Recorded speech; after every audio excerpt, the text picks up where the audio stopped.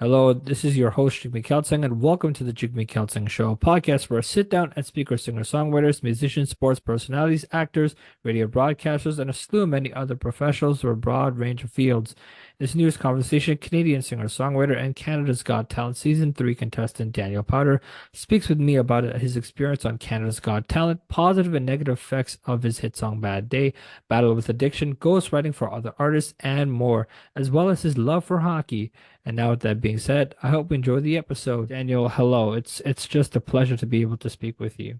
You too, man. Thank you. I mean, is it ironic to be able to say that like the guy who sang Bad Day in 2005 is now sort of finding his way back into, I don't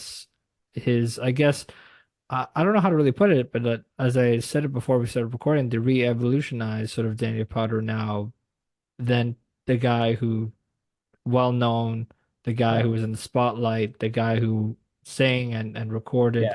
Bad Day. Like, what is it like now for you, I guess? I mean, I'm not trying to, re-evolutionize myself at all. I have this incredible life where I've come into more of a singer, like songwriter. I write songs for other artists. And there was always like, for me, there was never a moment during those records that I was happy and enjoying myself that much. I guess it was mostly because I just didn't feel comfortable being in the spotlight. You know what I mean? So when, like, we were just talking about it, when CGT called um, and wanted me to come on, I was really reluctant and hesitant because, I've got a great life writing songs for other artists, international artists, and all such sorts of things. So, but being that it was like sort of the 20 years since I released Bad Day, I thought, you know what? I've never been on Canadian television. We talked about this. I had so many regrets. I took so much heat, so much so that I have a fond memory of touring with Bryan Adams, and we were in Switzerland, and his manager came out, who was Bruce Allen, and he just laid into me. He's like, you have never supported and been in Canada. You've never, gone back, and this is your home country. And he, as angry as I was about that interaction, I came to the conclusion that he was absolutely right. And so for 20 years, I've like wanted to check that box, and this was a great way of doing it, to make an amends and have Canada, be there. And, I mean, they welcomed me home. So I had to go. Is it I guess crazy enough to say that like you've really rarely never ever played in your home country of Canada until now, Yeah. where you sort of like found yourself in this position where I haven't checked this one box off in my life yet, and I just want to tick it off so then now I Yeah. can just Exactly. silently just ride off into the sunset again and and Exactly. and and, and be that Daniel Powter at home and writing songs for other artists. Yeah. Um, but I guess like if you don't mind me talking about sort of the impact that Bad Day had on your life, because at first you said financially it was sort of a good thing at the first place because it sort of eclipsed you as an artist. Right.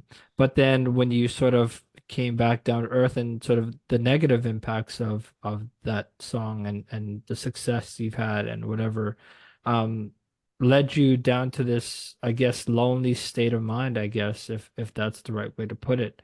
Um, I mean, how would you describe that period of your life, I guess?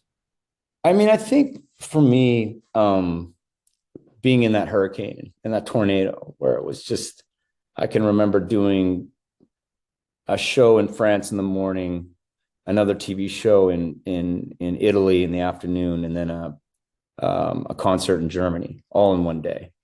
And that was just an example of what my life was like. And as it is was amazing, and as grateful as I was for it, I just knew after the 3.5 years of being on the road and touring and promo and never seeing family, and I just realized it wasn't for me. So it was voluntarily really just me that really stepped away from it. I never had any regrets. I really didn't. Was there a low period? I think the low period was being in it. The low period for me was being in the spotlight and smiling. And, then the song says faking a smile. Well, that's basically, what it was like. And again, I got to see everything and do everything, and it was incredible. And, but ultimately, just, I didn't feel comfortable being in that position anymore. And so it was really kind of, I just took, had some self reflection and realized that this wasn't really what I wanted to do. And um, so, yeah, I came back and took a couple of years off. And then I started writing for other artists, which has been great. I kind of feel like I'm the Wizard of Oz now. I'm just behind the curtains doing my thing, and I let them do all the work.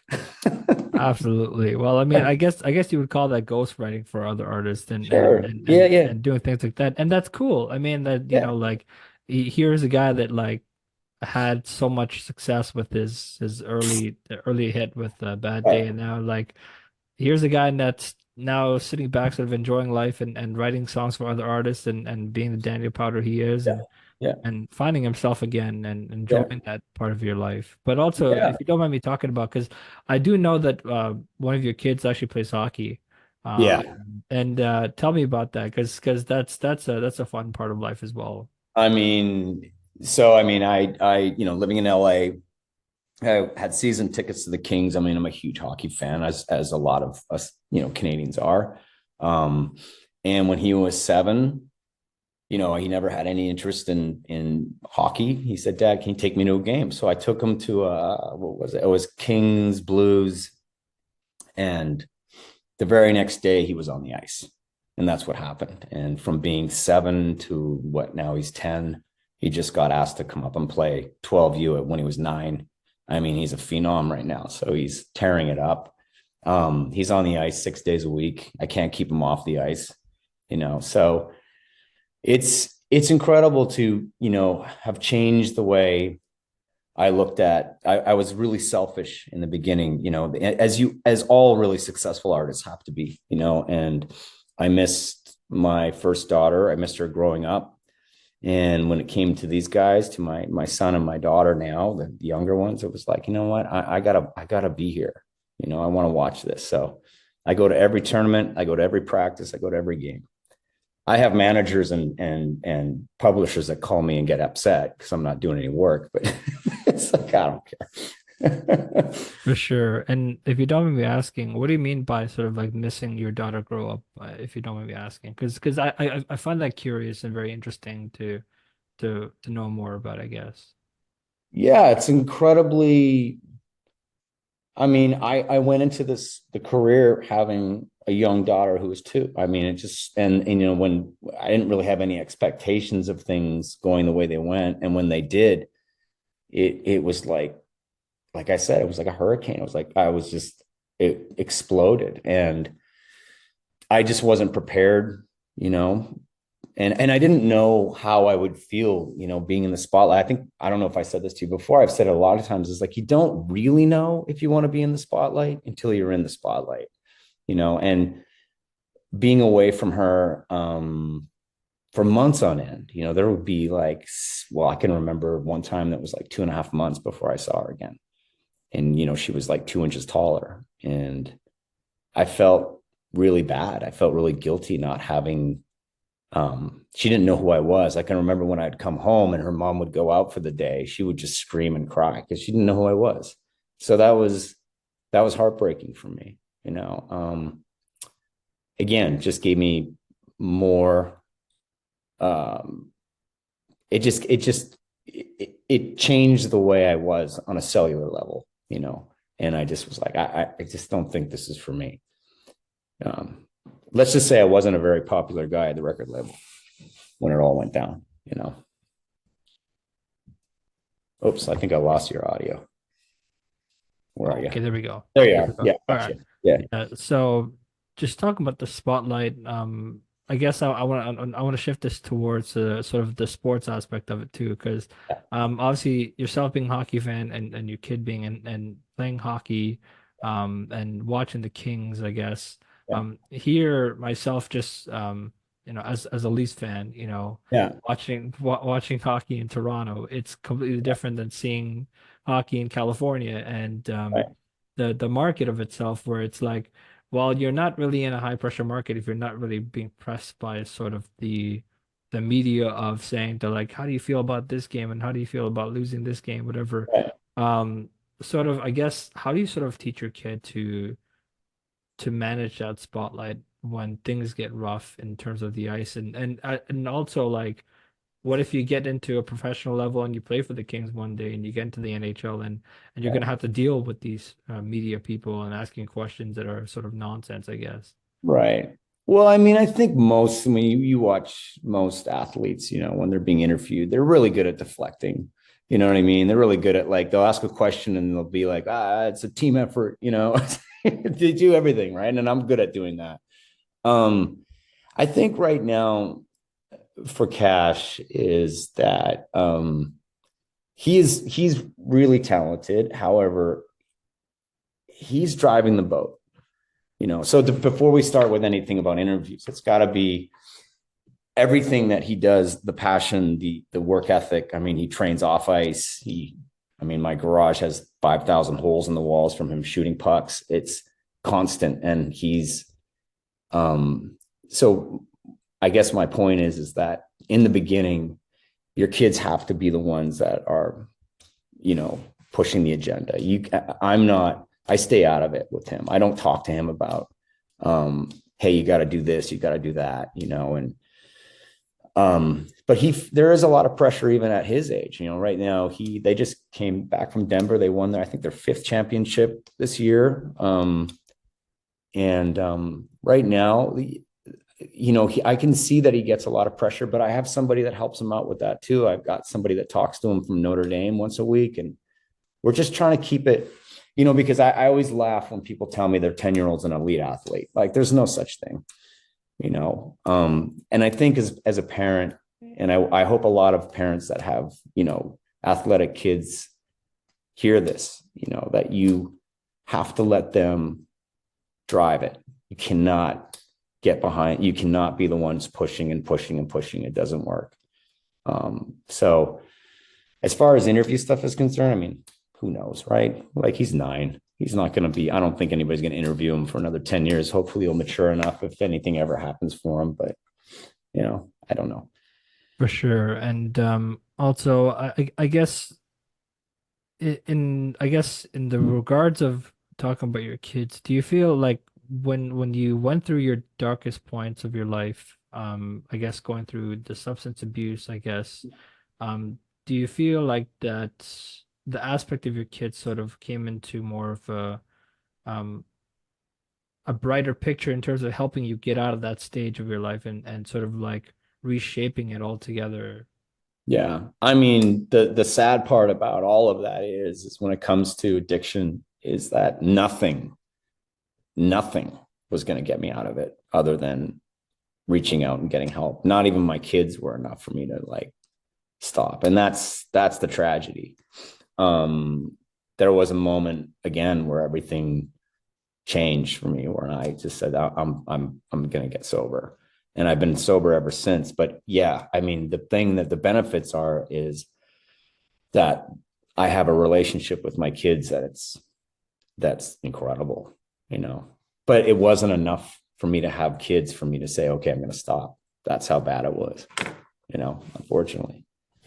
Yeah, absolutely. And I guess you're very, I guess, aware and open to talking about sort of the battle that you went through in Yeah, terms of absolutely. of substance abuse, because I think it's important. I think it's good for other people who are struggling with this to also hear the message that you have to tell them about what you went through and how to get through it.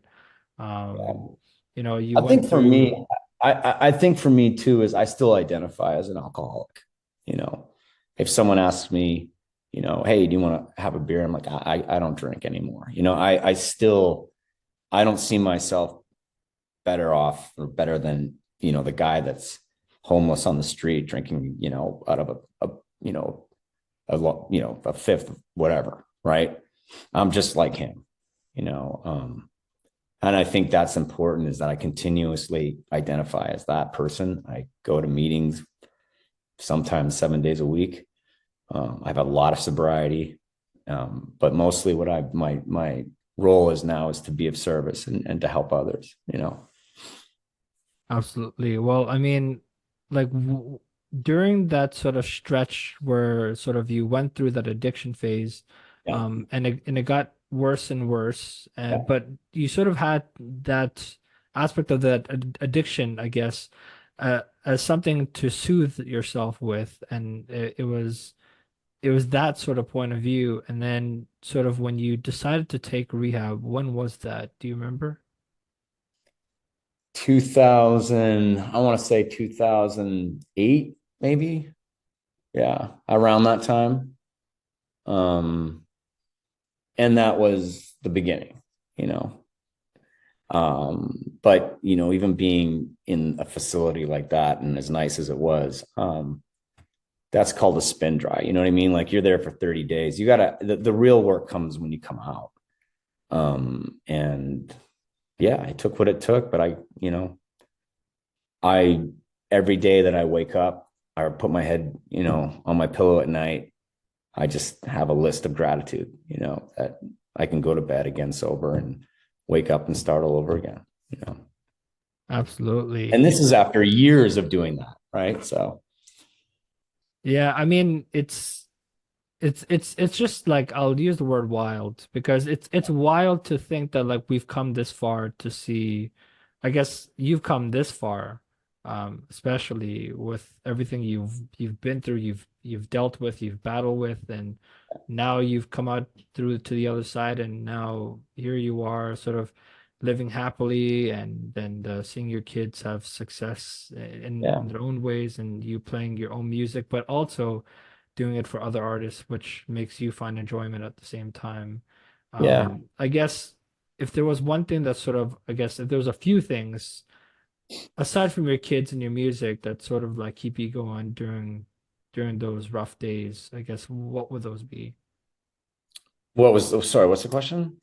So like aside from your kids, Oh, I see what you're and saying. yeah, Um, I guess the way I would answer that question is when I was spending so much time in this crazy life, which was touring promo all around the world, 3, 4 times over, China, now to Russia, and let's go back to Scandinavia. Okay, we're in Southeast Asia. I had no control, I was doing what I was told to do. And again, I'm grateful for every minute of it. But when you spend that much time and you just have absolutely no power, you know, you you start to really deteriorate, you start to disintegrate as a person. And I think not outside of my kids. And it was when I finally stood up and I said, no, this isn't good for me. I'm not doing this anymore. I mean, it was shocking, for everybody, but I needed to have the freedom, of being the person that I wanted to be. And I can remember that I was constantly lied to, like I would be in Thailand finishing up a show and I'd be like, okay, I get 3 weeks off now. Everybody's promised me 3 weeks off. And then I would be like, yeah, I know, but we just have this, like, okay, after this, there's just one more thing. And it was always just one more thing, right? And so what happens is you start just becoming really resentful, right? Now, again, there are artists that love this. They love whatever it is that's going to keep them in that spotlight. They'll do whatever it takes. And I have no problems with that. I respect that. But my conscience, my whatever it was inside of me, it wasn't resonating with me. And so the more something's fighting with you, the more you're having that inner struggle, and the more you have people around you where it's just a bunch of dollar signs, and it's like that's all they care about. You start to become incredibly angry. And I felt that, I started like really lashing out at people. I can remember throwing things. I can remember walking out of interviews in the middle of it, you know. But it took about 10 years after to realize, like, you know what? I made a lot of mistakes. I made a ton of mistakes, and I have to own my part. But I don't regret it. I don't regret stopping, but being on that TV show the other day was like one of the best experiences of my life, because being home and being back in Canada and being with all these incredible people on that TV show. I mean, I'm talking about the contestants, the producers, the judges. It was just such a special moment for me, and so it was nice to kind of come back from all that resentment and anger and bitterness, right? And be like, okay, here it is, guys. Here's me all over again. Absolutely. Well, I mean, like, especially when those with those judges, Cardinal Official, Trish Stratus, Lily Singh, and Howie Mandel. And Howie Mandel's been through a lot of dark points of his life too, where he's used his skill and his what he's been well known for, his comedy, Yeah, and sort of taking the comedic aspect and taking yourself out of that dark hole that you're in, and sort of like avoiding that spiral effect of saying that, well, I'm going down and down and down, but now how do I bring myself right back up into the water and back up to the surface? yeah, um and it seems like that's what's happened here with you, like it's sort of like you have that spiral effect, but then you sort of realize sort of where you needed and when you needed to get help, and now you sort of have found yourself back up to the surface, and here you are now enjoying life and being the happy guy you are, and yeah. and the so forth. I mean, there's just been so many different things, I guess, that I could just tell you and ask you about. And I mean, there isn't so many questions that you can ask a person like you who's had a resume full of incredible experiences, incredible success, and I mean, I do see a piano behind you there. Oh yeah. I was That's my wondering. that's my S. That's like the most. I've got a fairly large collection of pianos. I collected over 75 keyboards in my life and still have most of them in storage. But that one's my baby. That's an S6. It's a handmade Yamaha. It's like a Ferrari. Absolutely. Well, I wouldn't be surprised with a musician like you to own pianos like that. So I mean, like I wouldn't be surprised at all. I mean, but I was wondering, like, since sort of you went on CGT and you performed that song Bad Day, um, do you mind giving us a taste of that song? Are you serious? Yeah, I mean, sure, why not? It's funny, I actually don't play it often. I won't sing because I haven't got my singing voice on. Do you want me to put it over here? There you go. You know what? You're lucky, man. You're Canadian, right? Yes, I am Okay, I Canadian. wouldn't I would not do this for anybody else then. I don't know if you can see it.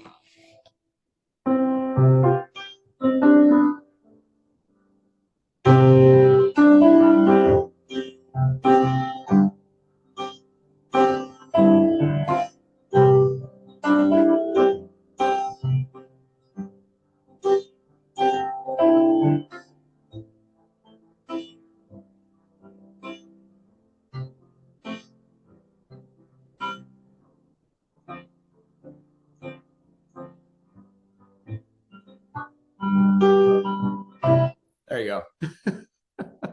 That was It amazing. sounds like it almost sounds like I've been practicing it. That's so funny. I haven't played it. Like honestly, like you seriously have not lost a touch. It just shows. I mean, like it just shows the experiences that you've had in your life, and playing that song, even if you don't sing it. Right. The like I always find it fascinating whenever someone plays the piano and says they don't feel like singing at the same time. I sort of like say, well, I mean, the beauty of, I guess, music is not only the person's voice, but it's a storytelling through the tone of the sound. Yeah. And sort of when you hear that sort of the beginning of that song, everyone's like, oh, that's an identifiable song. I know who would sing that song. I know the song title. Yeah. Um, and Yeah. that's the thing. Like I always I watch American Idol, and Right. I always listen to, I don't listen to Luke Bryan, I don't listen to Katy Perry, like whatever their modern music, but I listen to more of Lionel Richie and his advice that he gives to contestants, and Oh, he gives it straight to the heart. He gives it real. yeah. He's a guy that gives you no BS. And Right.